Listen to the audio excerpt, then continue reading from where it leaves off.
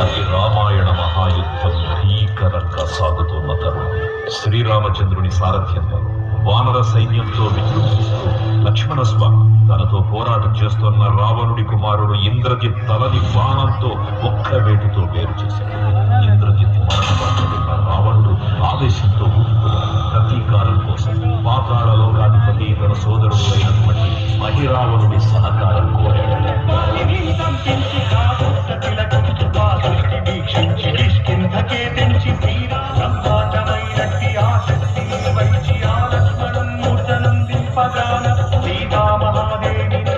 శ్రీరామపురినిచ్చి అంతన్న యోధ్యాపురించొచ్చి